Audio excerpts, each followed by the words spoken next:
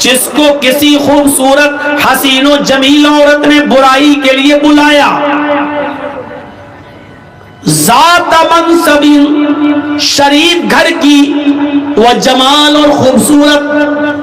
بدچلن عورتوں کے بارے میں بات نہیں ہو رہی ہے، بازارو عورتیں، پیشہ ور عورتیں، جسم فروش عورتیں، ان کے بارے میں بات نہیں ہو رہی۔ آپ کے علاقے کی، آپ کے گاؤں کی کوئی شریف گھر کی عورت، ذات منصب، حسب و نسب والی بہترین شریف گھرانے کی لڑکی، و جمال، اور خوبصورت عورت، اگر وہ آپ کو بلاتی ہے کہ آؤ چلو ہمارے ساتھ یہ کام کر لو، ذات منصب، پیسے والی، دولت والی، یعنی وہ آپ کو پیسہ بھی دے رہی ہے، وہ آپ کو موقع بھی دے رہی ہے، وہ آپ کو تنہائی میں بھی لے جا رہی ہے، اس کے پاس سارے انتظام ہے، وہ کہہ رہی ہے کہ میرا روم الگ ہے، میں پیسہ بھی دوں گی، میرے ساتھ رہو، میرے ساتھ کھاؤ، میں کھانا بھی دوں گی، اور میرے ساتھ تم غلط کام کرو گے میں تمہیں اس کی اجرت بھی دوں گی، اور خوبصورت بھی ہے، ذات منصب، یعنی ایسی عورت نے آپ کو بلایا جو خود امیر ہے، جو خود شریف ہے، جو خود پیسے والی ہے، اور جو خود بہت اونچے گھرانے کی ہے، اور خوبصورت اور حسین و جمیل ہے۔ آپ کے پاس کچھ نہیں لیکن وہ آپ کو دعوت دے رہی ہے،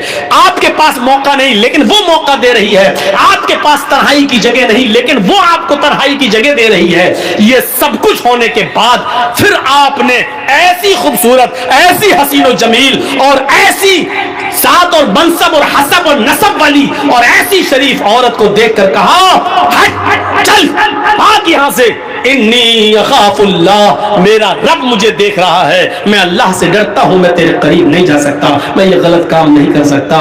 ایسی عورت کی دعوت کا انکار کرنے والا اور ایسی عورت کے دل اور ارادے کو پورا نہ کرنے والا شخص اللہ کے عرش کے سائے میں ہوگا، اللہ کے عرش کے سائے میں ہوگا۔ امام ابن سیرین کا نام سنیں، بہت بڑے بزرگ گزرے ہیں، بہت خوبصورت تھے، بہت حسین و جمیل تھے۔ یہ جس بستی میں رہتے تھے بزازی کا کام کرتے تھے، کپڑے کی گٹھری کو سر پہ لاد کر گلی گلی محلے محلے میں جا کر بیچا کرتے تھے، اور کسی مسجد کے امام بھی تھے، لے کر گلی گلی بیچا کرتے تھے۔ اس علاقے میں ایک امیر زادی بیوہ عورت رہتی تھی، اس کا شوہر مر چکا تھا، اس کی کافی لونڈیاں تھی، باندیاں تھی، خادمہ تھی، یعنی بہت پیسے والی تھی، بہت امیر تھی، امیر زادی، امیر کی بیٹی تھی وہ، لیکن اس کا شوہر مر گیا تھا، اور وہ اپنی باندیوں، اپنی نوکرانیوں کے ذریعے گاؤں میں، محلے میں اور آس پاس کے علاقے میں ایسے نوجوانوں کو تلاش کرواتی تھی اپنی نوکرانیوں سے کہ کوئی خوبصورت نوجوان ملے تو اس کو ہمارے پاس لے کر آؤ، اور وہ ان کے ساتھ غلط کام کرتی تھی۔ ایک باندی نے، اس کی ایک نوکرانی نے اپنی مالکہ سے کہا اس بیوہ عورت سے کہ ایک امام ہے، بہت خوبصورت ہے، حسین و جمیل ہے، نوجوان ہے، کہو تو میں ان کو تمہارے پاس لے کر آؤں، کپڑا بیچتے ہیں۔ تو کہا ٹھیک ہے، اس کو لے کر آؤ۔ امام ابن سیرین کے پاس یہ باندی گئی، وہ کپڑا لادے ہوئے تھے، ان سے کہنے لگی کہ میری مالکن ہیں، وہ آپ سے کپڑا خریدنا چاہتی ہیں، لیکن وہ بہت پردے والی ہے، باہر نہیں نکلتی ہیں، وہ اپنے گھر پہ تمہیں بلا رہی ہیں اور آپ سے وہاں کپڑا خریدنا چاہتی ہیں۔ امام ابن سیرین رحمت اللہ علیہ اس عورت کے پاس جاتے ہیں، باندی باہر رہ جاتی ہے، اور اس بیوہ عورت نے ان کو اپنے گھر کے اندر بلا لیا، یہ کپڑا دکھانے لگے، دیکھو بہن، دیکھو دیکھو، کپڑا کھول کھول کے ان کو دکھانے لگے، اور اس کو تو کپڑا لینا ہی نہیں تھا۔ جب اس کو کپڑا لینا نہیں تھا تو وہ دل لگی کی باتیں کرنے لگی، بہلانے پھسلانے کی باتیں کرنے لگی، ان کو اپنی طرف مائل کرنے لگی اور کہنے لگی مجھے کپڑا خریدنا ہی کب ہے، آئیے میرے قریب ہوئیے اور میرے ساتھ جمع کیجئے، میرے ساتھ ہم بستری کیجئے۔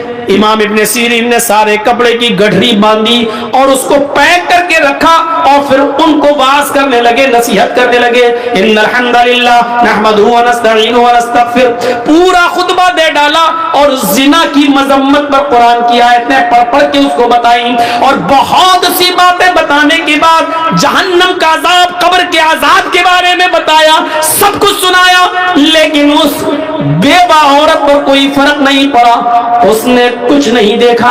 वो बार बार कहती रही ठीक है, अल्लाह गफूर रहीम है, माफ करने वाला, तुम आओ पहले मेरे पास, तुम आओ पहले मेरे करीब। जब देखा कि वाज और नसीहत का कोई फर्क नहीं पड़ा और ये औरत माइल है, ये जिना पर आमादा है, तो कहने लगे कि अब बचने का कोई रास्ता भी नहीं है। तो इनके दिमाग में ख्याल आया, हाय नौजवानों, अल्लाह वाले कैसा कैसा काम कर गए जिना से बचने के लिए, और हम तो ये तसव्वुर भी नहीं कर सकते। इमाम इब्न सीरीन कहते हैं, अच्छा ये बताओ कि तुम्हारा बाथरूम कहाँ है? मुझे बहुत सख्त लैट्रीन लगी हुई है, मुझे क़ज़ाए हाजत के लिए जाना है, मैं लैट्रीन से फारिग होने के बाद आता हूँ, तुम्हारे पास बैठता हूँ। अच्छा ठीक है, ये है, उसने बता दिया। जब लैट्रीन से निकले तो किचन में घुस गए। किचन में जो नाली थी जिसमें बहुत ज्यादा कचरा जमा हो जाया करता था, उसमें काले रंग की स्याह कीचड़ जमी हुई थी नाली में। इमाम इब्ने सीरीन उसी किचन की नाली के पास बैठ गए और उस नाली से स्याह रंग की काली कीचड़ निकाल कर उन्होंने अपने चेहरे पे मली, अपने कपड़ों पे मला, अपनी दाढ़ी आड़ी पे मला और पूरी तरीके से अपने आप को लथपथ कर लिया कीचड़ से। और इसी गंदगी की हालत में उस औरत के पास आए, चलो आओ मिलते हैं। कहाँ मिले? उसने कहा बदबू आ रहा है, ये क्या करके आया तू? ये जल्दी से कपड़े की गठरी उठाई और भाग गए। और फिर जब गांव में पहुंचे तो एक कुएं से पानी खींचा और वहां जाकर उन्होंने अपने कपड़े धोए और वहां जाकर वो नहाए धोए और उन्होंने गुस्ल किया और अल्लाह का शुक्र अदा किया कि आय अल्लाह, आज तूने मुझे एक औरत के शर्र व फितन से तूने मुझे बचा लिया, आज मैं जिना जैसी बदकारी से महफूज हो गया। मेरे प्यारे साथियों, जिना से बचने के लिए गौर करो कि वो औरत, इमाम इब्ने सीरीन अगर उसका इरादा पूरा कर देते तो पैसा भी देती, तन्हाई भी दे रही थी, अमीर भी थी, कपड़ा भी नहीं खरीदती और पैसा भी दे रही थी उनको, सब कुछ। लेकिन इमाम इब्ने सीरीन के पास सब कुछ था, मौका था, तन्हाई थी और वो बेवा औरत खूबसूरत भी थी, लेकिन इन सब के बावजूद अल्लाह का खौफ था और अपने आप को बचाया। उससे कहा, अल्लाह से डर, ये जिंदगी चंद दिनों की, अल्लाह के यहाँ मुंह दिखाना है। नसीहतें की लेकिन वो नहीं मानी। मेरे प्यारे साथियों, तब इमाम इब्ने सीरीन ने अपने आप को ऐसे बचाया। नौजवानों, इस जिनाकारी और बदकारी के रास्ते से अपने आप को बचा लेने वाला और किसी खूबसूरत औरत की दावत पर यह कह देने वाला कि इन्नी अखाफुल्लाह, मैं अल्लाह से डरता हूं, ऐसा शख्स भी कयामत के दिन अल्लाह के अर्श के साए में होगा। बुखारी शरीफ के अंदर एक वाक़या आया है, जब मरसद इब्ने अबी मरसद एक सहाबी हैं, ईमान लाए, इस्लाम कबूल किया, तो अल्लाह के रसूल ने उनसे कहा कि तुम मक्के जाओ और मक्के में हमारे बहुत से मुसलमान सहाबा कैद है, काफिरों के चंगुल में हैं, उनसे छुड़ाकर चुपके चुपके मदीने की तरफ लाओ, उनको वहां से छुड़ाओ। तो ये रात में मक्के पहुंचते थे और रात में जाते थे, चुपके से किसी घर में घुसते थे, जहां कोई मुसलमान साहबी कैदी होता था उसको उठाकर लाते थे और फिर उसकी बेड़ियों को तोड़ते थे और फिर उसको मदीना भेज दिया करते थे। क्योंकि इस्लाम लाने से पहले खुद ये चोर थे, इस्लाम लाने से पहले खुद ये चोर थे, इनको बेड़ियां तोड़ने में महारत थी, ये जानते थे। तो अल्लाह के रसूल ने इनसे वही काम लिया कि तुम अब मुसलमान सहाबा की बेड़ियां तोड़कर उनको काफिरों से छुड़ाओ, उनके ऊपर जुल्म कर रहे हैं वो काफिर, उनको छुड़ाओ। तो एक दिन ये मक्के के अंदर पहुंच गए और उसी जगह चले गए जहां मुसलमान साहब कैद थे। रात की तारीकी का फायदा उठाया और एक दीवार के पीछे छिप गए। चांदनी रात थी, रात के अंधेरे में एक औरत निकल के आई, उसने दीवार के पीछे एक साया देखा, समझ गई कि इस दीवार के पीछे कोई आदमी बैठा है, उस आदमी का साया यहां आ रहा है। वो गई दीवार के पीछे, क्या देखती है कि एक आदमी बैठा हुआ है और देखते ही उसको पहचान गई। कहने लगी, तुम तो मरसद हो, तुम तो मरसद हो।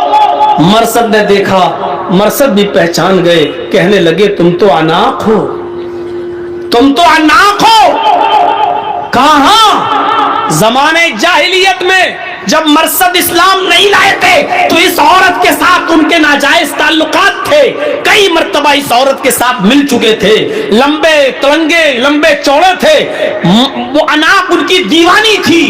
اتنے دنوں کے بعد آج دیکھتی ہے، کہتی ہے مرصد پرانی یادیں تازہ ہو گئی، کتنے سال کے بعد تم آئے ہو، چلو ہمارے گھر چلو، ہمارے گھر میں کوئی نہیں، آج کی رات ہمارے ساتھ سو جاؤ، وہی رات گزارو۔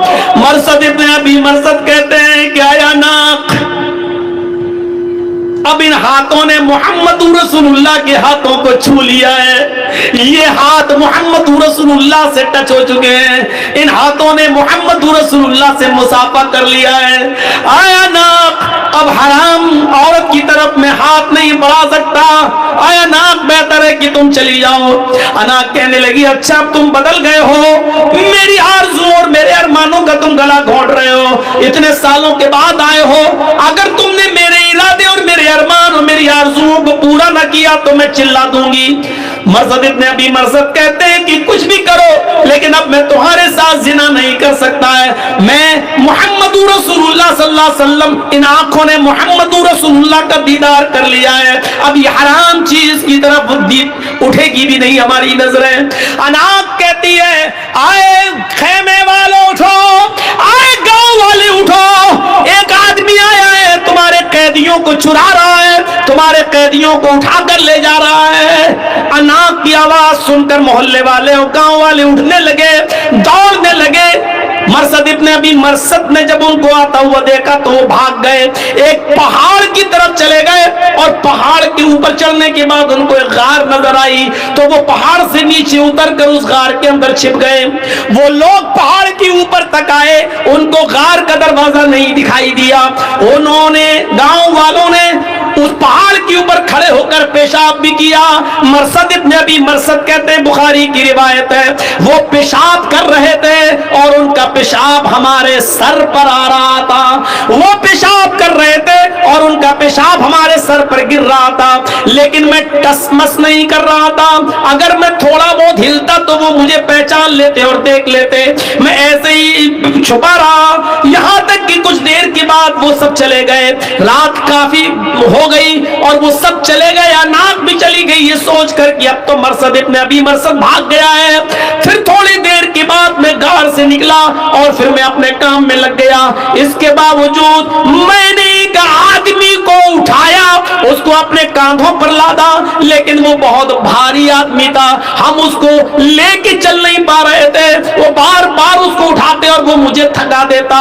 تھوڑی دیر کے بعد ہم جب اس کے گاؤں سے باہر نکلے تو میں نے اس کی پیروں کی بیڑیاں توڑی اور اس کے ہاتھوں کی بیڑیاں توڑی اور اس کو لے کر اللہ کے نبی کے پاس آیا۔ اللہ کے نبی محمد رسول اللہ کو پورا واقعہ سنایا، اے اللہ کے نبی صلی اللہ علیہ وسلم ایسا ایسا معاملہ ہے، اناق ہماری پرانی دوست ہے، اس سے ہمارے زمانے جاہلیت میں بڑے اچھے تعلقات تھے، اس کے ساتھ میں زنا بھی کر چکا ہوں، اس کے ساتھ میرا اٹھنا بیٹھنا سب کچھ تھا، اس کے گھر پہ رہتا تھا، اے اللہ کے نبی کیا اسلام لانے کے بعد میں اس سے نکاح کر سکتا ہوں؟ کیا میں اس کو اپنی بیوی بنا سکتا ہوں؟ آپ اجازت دیجئے کہ میں اناق کو اپنی بیوی بنا لوں۔ اللہ کے نبی صلی اللہ علیہ وسلم خاموش رہے کہ آئے مرصد انتظار کرو، اللہ رب العالمین کی طرف سے اگر کوئی حکم ہوتا تو میں تمہیں بتاتا ہوں کہ تم اناق سے نکاح کر سکتے ہو یا نہیں نکاح کر سکتے ہو۔ یہاں تک کہ اللہ رب العالمین نے قرآن میں یہ آیت نازل فرما دی کہ الزانی لا ينکح الا زانیۃ او مشرکۃ، کوئی زانی کسی زانیہ ہی سے نکاح کر سکتا ہے اور کسی مشرکہ سے ہی، اور کوئی زانیہ عورت کسی زانی مرد سے ہی نکاح کر سکتی ہے، یا زانی یا مشرک مرد سے نکاح کر سکتی ہے۔ آئے مرصد تم ایمان لا چکے ہو، تم مومن ہو چکے ہو، اور کسی مومن کے لیے جائز نہیں ہے کہ کسی زانیہ اور بدچلن عورت سے، کسی زانیہ اور مشرکہ سے نکاح کرے، لہذا اللہ تعالیٰ نے تمہیں اناق کے ساتھ نکاح کرنے سے منع کر دیا ہے، تم اناق کو اپنی بیوی نہیں بنا سکتے ہو۔ میرے پیارے ساتھیوں غور کرو کس طریقے سے اپنے آپ کو زنا سے بچایا۔ جنگل میں موجود بڑی خوبصورت عورت اناق، दोस्ती भी रह चुकी है जमाने जालियत में, और वो कह भी रही है मेरे घर में कोई नहीं है, चलो। अकेला, तन्हाई का मौका, दिल के सारे दरवाजे खुले, पूरा चांस और पूरा मौका भी दे रही है। लेकिन मरसद इब्न अबी मरसद क्या कह रहे हैं? अल्लाह से डर, मैंने अल्लाह के रसूल के हाथों को छुआ है, अब ये किसी हराम चीज को नहीं छू सकते हैं। ये लोग अल्लाह के अर्श के साए में होंगे। लिहाजा वो नौजवान, वो आदमी जिसको किसी खूबसूरत लड़की ने बुराई के लिए बुलाया और उसने ये कह दिया कि मैं अल्लाह से डरता हूँ, इन्नी अखाफुल्लाह, तो ऐसा शख्स भी कयामत के दिन अल्लाह के अर्श के साए में होगा। 5 चीजें हो गई, 2 चीजें और रह गई, इनका भी खुलासा कर दूं। वरजुलुन तसद्दक़ बिस्सदक़तिन फअख़फ़ाहा, किसी ने अगर सदका किया, किसी को दिया चुपके से, इतने चुपके से दिया कि दाएं हाथ से दिया बाएं को भी खबर ना हो, तो ऐसा शख्स जो चुपके चुपके किसी को सदका करता है, किसी की गरीब की मदद चुपके से करता है, ऐसा शख्स भी अल्लाह के अर्श के साए में होगा। ये नहीं रमजान के महीने में किसी गरीब की मदद कर रहे हैं, 5 किलो आटा, 2 किलो तेल, 1 किलो चीनी, शरबत की बोतल, खजूर, और उसका व्हाट्सएप पे फोटो खींच के व्हाट्सएप पे भी डाल रहे हैं, आज मैंने 20 लोगों को किट दी है, आज मैंने 50 लोगों को गल्ला पहुंचाया है, आज हमने 50 लोगों को, गरीब लोगों को साड़ी दी है। मेरे भाइयों, ऐसे लोग अर्श के साए में नहीं होंगे जो अपने नेकियों की नुमाइश करते फिरे और जिसको दे रहे हो उसको भी जलील करते फिरे बेचारे को। अरे किसी गरीब को दे दो, न तुम्हारी बीवी को पता चले, न जिसको दे रहे हो उसके बारे में किसी को पता चले कि उस बेचारे की मदद की है, उसका पर्दा रहने दो। इस तरीके से दो दाएं हाथ से कि बाएं को भी खबर ना हो, यानी कानो कान, हमारे जबान में बोला जाता ना, कानो कान किसी को खबर ना हो, इस तरीके से सदका करो। बुखारी की एक रिवायत है कि एक शख्स कहता है, आय अल्लाह, आज की रात मैं सदका करूंगा और मैं चुपके से दूंगा, किसी जरूरतमंद को दूंगा। फिर वो रात में उठा और चुपके से निकला और उसने एक जरूरतमंद को रात में देखा, उसके हाथ में उसने अपना सदका, अपना ज़कात का माल, अपना सदका का माल उसको दे दिया।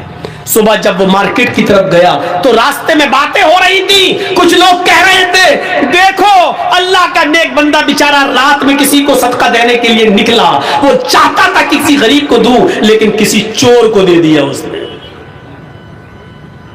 इसने कहा, अल्लाह, मेरी नीयत तो नहीं थी चोर को देने की, मेरी नीयत तो थी गरीब की मदद करने की, लेकिन अब धोखे से चोर के पास पहुंच गया तो मैं क्या कर सकता हूं। अल्लाह, आज मैं फिर निकलूंगा और किसी गरीब की मदद करूंगा। दूसरे दिन वो फिर रात में निकला चुपके से, आज फिर किसी गरीब आदमी को उसने देखा जो रात में मौका, उसने पूछा, तुम जरूरतमंद हो? कहा हाँ, उसने सदके का माल उसको दे दिया।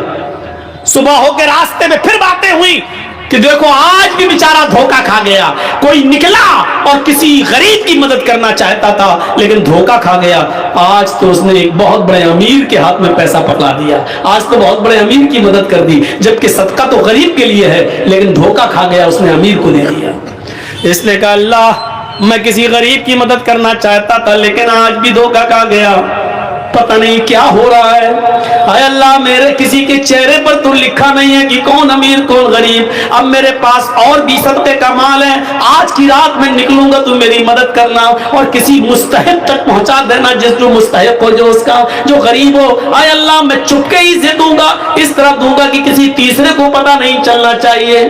वो रात की तारीकी में तीसरे दिन भी निकला और जब तीसरे दिन निकलता है तो फिर किसी गरीब को ढूंढता है तो क्या देखता है कि एक औरत बैठी हुई है, मायूस है, परेशान हाल है। ये उस औरत के पास गया, कहता, बहन, इतनी रात में तुम अकेली मजबूर नजर आती हो। उसने कहा कि मैं बहुत मजबूर औरत हूँ, मेरी मजबूरी का फायदा मत उठाओ, रात के अंधेरे में मेरे साथ मजबूरी का फायदा मत उठाओ, जाओ यहाँ से। उसने कहा, मैं मजबूर ही इंसान को देख रहा हूँ, 2 दिन से मैं बराबर धोखा खा रहा हूँ, ये लीजिए। उसने चुपके से सदके का माल उस औरत को दे दिया। खुश था कि आज तो मेरा सदका किसी अच्छी जगह पहुंच गया, किसी सही जगह पे चला गया। सुबह होता है, सुबह होती है तो जैसे ये मार्केट की तरफ गया, लोगों में चर्चे हो रहे थे, तुम्हें मालूम है? कहा नहीं। کہا کیا ہوا؟ کہا اللہ کا نیک بندہ آج بھی بیچارہ صدقہ کرنے نکلا اور کسی غریب کی مدد کرنا چاہتا تھا، لیکن آج اس نے ایک بد چلن اور بدکار عورت کو صدقہ کر دیا، اپنا مال کسی زانی اور بد چلن عورت کو دے دیا۔ اس کا کام رات میں روزانہ نکلنے کا ہے اور کسٹمر تلاش کر کے جسم بیچتی ہے، ان سے پیسہ لیتی ہے۔ اس نے کہا اللہ مجھے ثواب نہیں ملے تو گناہ بھی مت دینا، اس لیے کہ میری نیت تو اچھی تھی غریب کی مدد کرنے کی، لیکن میں تینوں دن دھوکا کھا گیا اور اب میرے پاس زکوٰۃ کا صدقے کا سارا مال بھی ختم ہو گیا۔ اگر تو مجھے ثواب نہ دے تو گناہ بھی مت دینا، کیونکہ میں نے جان بوجھ کر کسی امیر کی، چور کی اور بدکار عورت کی مدد نہیں کی۔ جب رات میں یہ سویا تو خواب دیکھتا ہے کہ کوئی کہہ رہا، بخاری کی حدیث، رات میں خواب دیکھتا کوئی کہہ رہا ہے تو مایوس مت ہو، نادم مت ہو، اللہ نے تیرے صدقے کو قبول کر لیا۔ ہو سکتا ہے کہ جس چور نے چوری کی، چور کو تو نے صدقہ کیا، ہو سکتا ہے کہ وہ چور تیرے صدقے کا مال پا کر اپنی چوری سے توبہ کر لے۔ ہو سکتا ہے جس امیر آدمی کو تو نے صدقہ دیا وہ توبہ کر لے اور اس پیسے کو غریب اور مسکینوں میں خرچ کر دے۔ جس بد چلن عورت کے ہاتھ میں تو نے پیسہ دیا، صدقہ کیا، ہو سکتا ہے کہ وہ اپنے زنا سے توبہ کر لے اور تیرے دیے ہوئے صدقے کے مال سے وہ اپنے بیوی، اپنے بچوں کی اور اپنے شوہر کی دیکھ ریکھ کرے، اور ہو سکتا ہے کہ توبہ کر لے۔ تو نے انجانے میں ایسا کام کیا، اللہ نے تیرے صدقے کو قبول کر لیا۔